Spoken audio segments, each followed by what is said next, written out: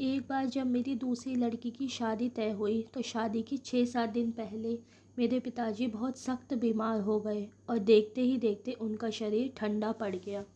उनकी मृत्यु हो चुकी थी। मुझे कुछ नहीं सूझ रहा था। इधर बेटी की शादी थी, उधर पिता की मौत। अब गुरु के सिवाय मेरा कोई सहारा नहीं था। मैंने गुरु के समक्ष प्रार्थना की कि महाराज इतनी कड़ी परीक्षा मत लो और मेरी रक्षा करो। महाराज जी के ये शब्द मेरे कानों में गूंज रहे थे कि गुरु वह है जो मुसीबत पड़ने पर मुरीद के काम आए। उन्हीं के शब्दों में यदि मुरीद के घर पर डाका पड़ रहा हो और गुरु को खबर भी ना हो तो ऐसे गुरु का क्या फ़ायदा।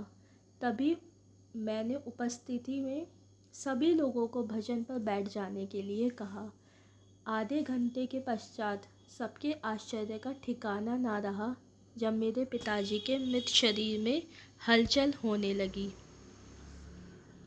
और वे उठकर बैठ गए। मैंने जब अपने पिताजी से हाल पूछा तो उन्होंने बताया कि एक सरदार ने मुझे यमराज से छुड़ाया है।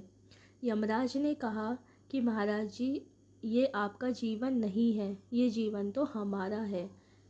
महाराज जी ने उसे मारने लगे और पूछा कि इसके लड़के ने किससे नाम लिया। यमराज ने कहा संत कृपाल सिंह जी महाराज से, और इसकी घरवाली ने संत दर्शन सिंह जी महाराज से नाम लिया है। अब बताओ ये जीवन किसका हुआ। तो यमराज ने कहा आपका। फिर उस सरदार ने यमराज को एक सोटी मारी और वह भाग गया। इसके बाद मेरे पिताजी को भी 3 अप्रैल को नामदान मिल गया। इस प्रकार की बहुत सी अनेक घटनाएं हैं जिन्हें यदि मैं बयान करने लगूं तो अनेकों किताबें लिखी जा सकती हैं। इसलिए महाराज जी की दया का शुक्राना करने में असमर्थ मैं अपनी बात यहाँ ख़त्म करता हूँ।